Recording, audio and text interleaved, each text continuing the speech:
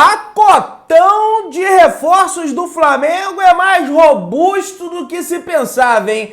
Tem informações aí, meus amigos, sobre Gustavo Scarpa, tem João Guilherme trazendo notícias, ó. Vai ter gente no Flamengo que vai rodar aí, meus amigos. Vamos falar sobre isso, vamos bater um papo sobre Mundial de Clubes 2025, tem novas atualizações e várias outras notícias do Flamengo. Você que tá aí, dá aquela moral de sempre, se inscreva no canal, aciona o sininho da notificação, deixa o teu like, belezinha? Então vem comigo, rubro-negro, vamos às notícias do Flamengo. E a FIFA confirmou as datas e mais 6 equipes para o Mundial de Clubes 2025, que o Flamengo está garantido. O torneio ocorrerá entre os dias 15 de junho e 13 de julho nos Estados Unidos. Além dos clubes já conhecidos por ter ganho os campeonatos continentais, o Flamengo, o Fluminense, o River Plate, etc., né? Flamengo vencedor da Libertadores 2022 e 19 também. A FIFA confirmou a participação do Bayern de Munique da Alemanha, do Paris Saint-Germain da França, da Inter de Milão da Itália, do Porto de Portugal e Benfica de Portugal e o Auckland City da Nova Zelândia. A competição será semelhante à Copa do Mundo de 32 clubes. As equipes serão de que agora é 48, né? As equipes serão divididas em 8 grupos com 4 times em cada, tá? Os 2 melhores se classificam para as oitavas e aí vai seguindo o mata-mata, né? Quartas, semi e final. Mesmo formato da Copa do Mundo. Todos os mata-matas serão em jogo único. Diferente do atual Mundial de Clubes, não haverá disputa de terceiro lugar. Ainda bem! A pior coisa que tem é esse negócio de disputa de terceiro lugar, porque tu tá ali que não foi pra final, né? Ainda tem que ficar vendo disputa de terceiro lugar. Tira para o EMP, decide isso aí. Ou então saldo de gol, enfim, cartão, bota um critério pra isso aí. O Flamengo será um dos representantes da Conmebol no torneio. Além do mais querido, o Palmeiras e o Fluminense também estão confirmados na competição. Os demais clubes brasileiros só podem participar do novo Mundial caso conquiste a Libertadores em 2024, então quem não conquistou vai ter que conquistar em 2024 para participar desse novo Mundial de 2025. E pelo que eu fiquei sabendo, rapaz, aí, no ano que vem, a FIFA, ela vai manter, tá? Esse Mundial de Clubes aí, tá até aqui, ó, achei a matéria, que é de forma anual. Eu achei que não ia manter, achei que só ia ser esse de 4 em 4 anos, né? E acabou, não, vai ter um outro que vai se chamar Copa Intercontinental. Mundial muda formato para cada 4 anos e nova competição é criada. Competição anual entre clubes passa a se chamar Copa Intercontinental. A primeira edição será em 2024, com o campeão da Champions League tendo o privilégio de ir direto para a final. Então eles não vão precisar, o campeão europeu não vai precisar passar pela semifinal. Ele vai começar direto na final e os demais, né, campeão da Libertadores, campeão da CONCACAF, campeão da Champions League, da Ásia, da África, vão ter que passar ali pelas primeiras fases, né? E eu interpreto isso, sabe por quê? O europeu, ele nunca foi eliminado numa semifinal de Mundial, ele sempre passou. O sul-americano veio perdendo a credibilidade nos últimos anos porque ele foi sendo eliminado na semifinal, né? O Flamengo, infelizmente, perdeu o Al Hilal na semifinal passada. O Palmeiras já caiu para a equipe do Tigre, se eu não me engano, né, na semifinal, e depois perdeu até a decisão de terceiro colocado. O Internacional já perdeu para a equipe do Mazembe, né? O Atlético Mineiro, Raja Casablanca. O Atlético Nacional de Medellín perdeu, acho que, para o Kashima Antlers do Japão também, falando assim de clubes sul-americanos. O River Plate, eu acho que perdeu pro Al Ain, se eu não me engano, né? Então, tem várias quedas de clubes sul-americanos, 50% passam, 50% caem nos últimos anos Então acho que a FIFA viu isso e, como o europeu passava sempre, ela decidiu botar o europeu logo na final e o sul-americano para disputar as fases iniciais com as outras equipes nesse torneio anual. Não tô falando de Mundial 2025, que é uma coisa muito maior, né? Vai ter a sede vai ser nos Estados Unidos, vai ser estilo Copa do Mundo, enfim, vai ser dificílimo o Flamengo ganhar, porque vai ter Bayern, vai ter PSG, vai ter um monte de time europeu, vai ser algo realmente bem difícil de ganhar, beleza?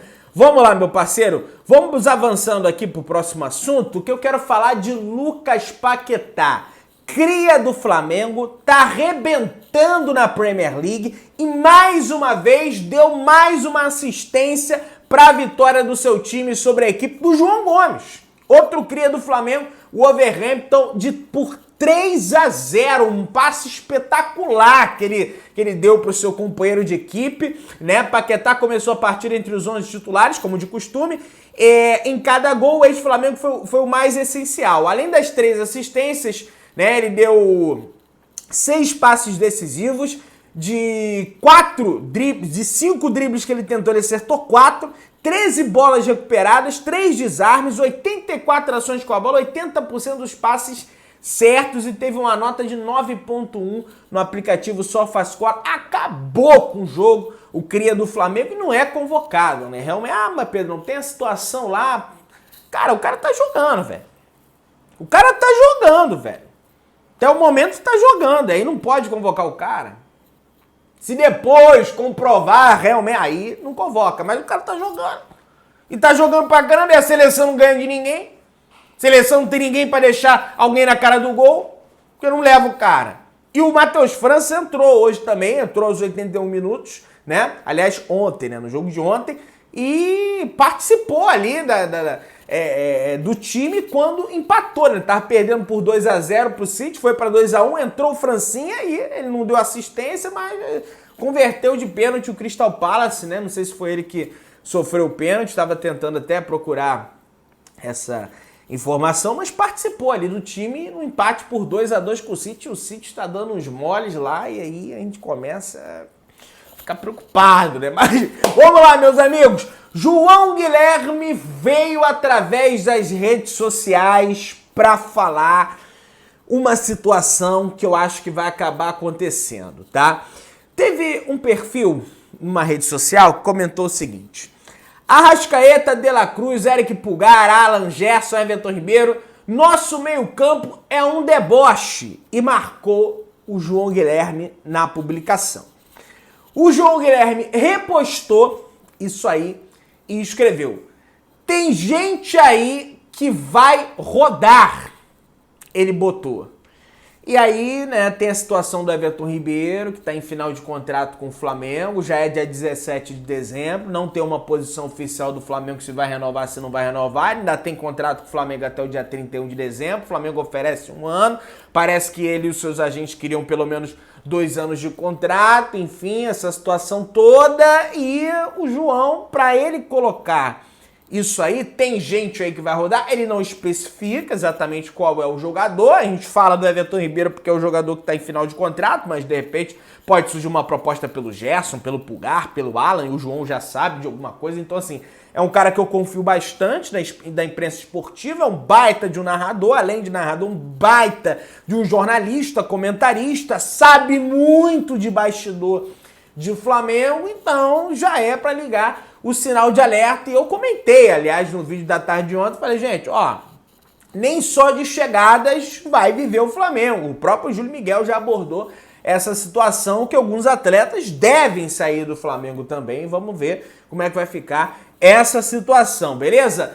Aliás, informação do All Sport PVC, o Flamengo é dono das 6 contratações mais caras da história do futebol brasileiro. É uma loucura.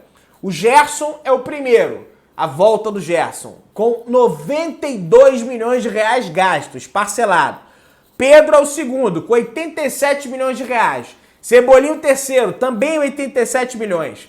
De La Cruz a quarta, com 79 milhões de reais investidos, só que pago de forma à vista. O Flamengo vai lá e vai pagar à vista. tá?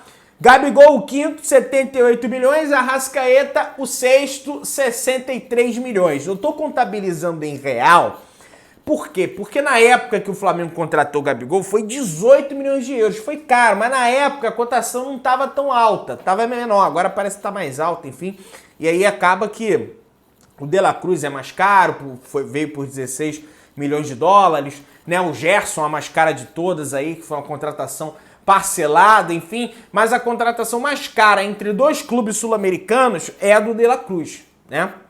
Do Flamengo, tirando o jogador de um clube sul-americano, é a do De La Cruz, porque o de Arrascaeta eu acho que deve ser a segunda, se der mole, né? Mas a contrata, porque o Flamengo tirou de um clube sul-americano que também é o Cruzeiro. Mas a primeira é o do De La Cruz, com 79 milhões de reais gastos pelo Flamengo, beleza? Meus amigos, é o seguinte, com a chegada do De La Cruz, ele será o 10º uruguaio do Flamengo, meus amigos. Tá aí, ó.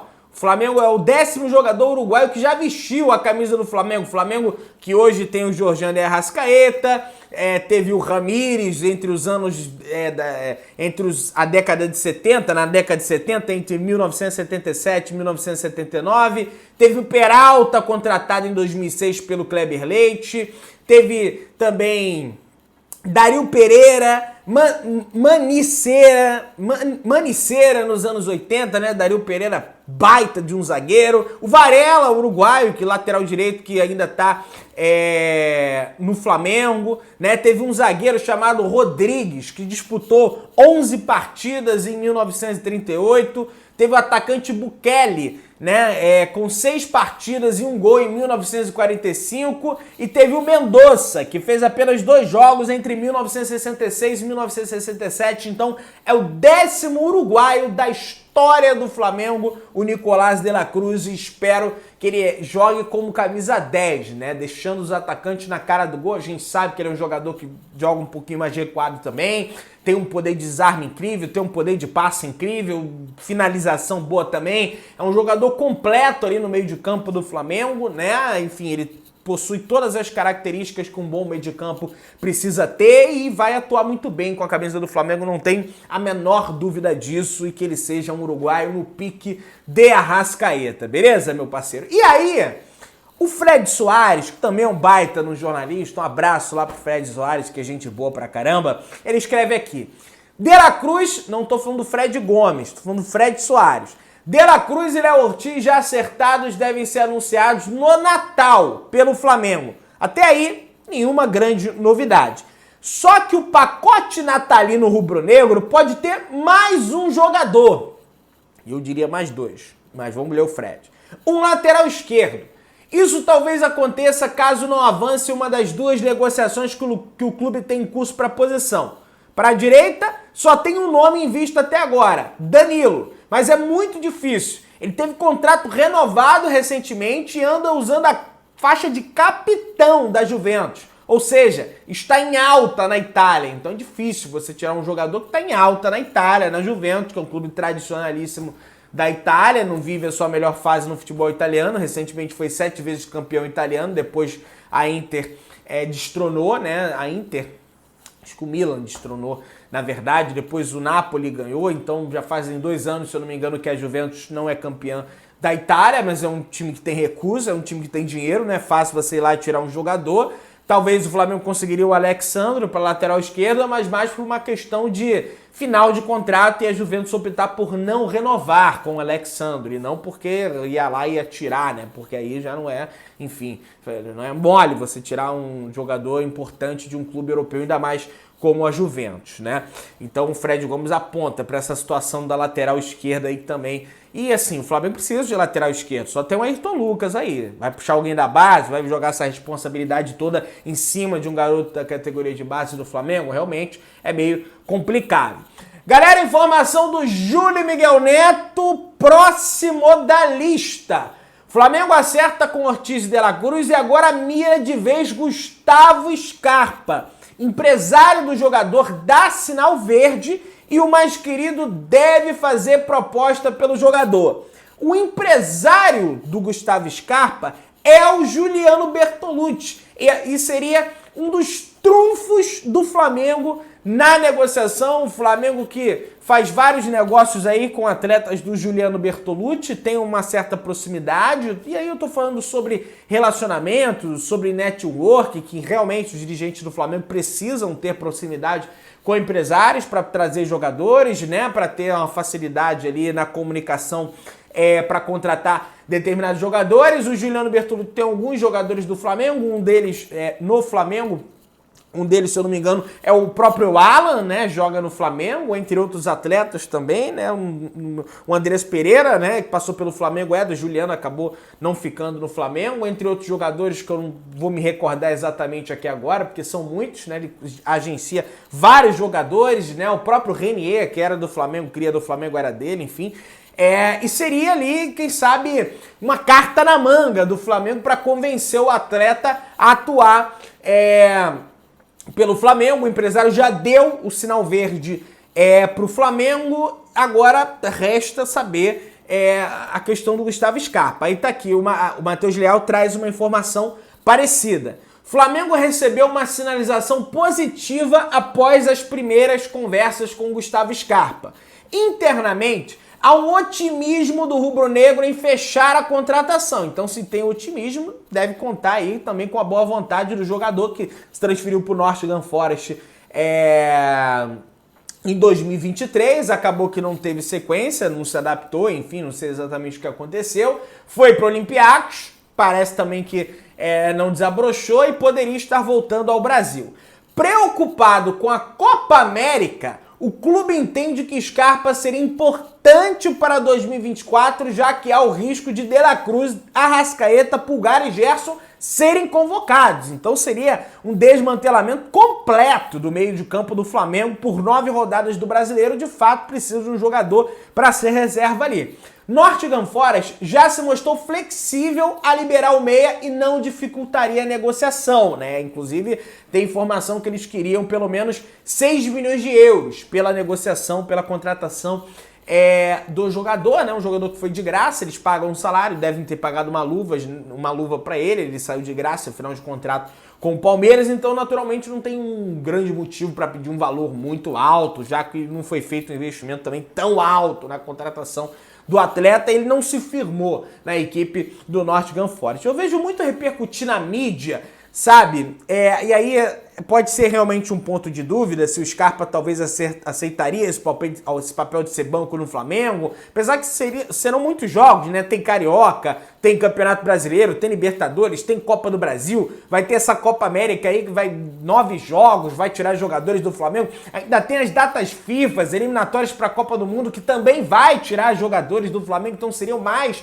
que 9 jogos, então assim, ele vai ter tempo para jogar e de repente até ser titular, né? Vai que ele tá no momento melhor que o De La Cruz chega, precisa de uma adaptação, não sei, pode acontecer. Então, eu vejo muita gente, porque o Scarpa, ele não teria que ir pro Flamengo, porque ele seria banco, ele não... Eu vejo algumas pessoas, né, eu tava até debatendo de uma forma amigável com um companheiro lá no Twitter, né, sem ser de uma forma agressiva, sobre a criatividade do Gustavo Scarpa. Muitos torcedores do Flamengo, aliás, não gostam do Gustavo Scarpa, dizendo que o Gustavo Scarpa não é criativo, porque é jogador de cruzamento, só alça a bola na área.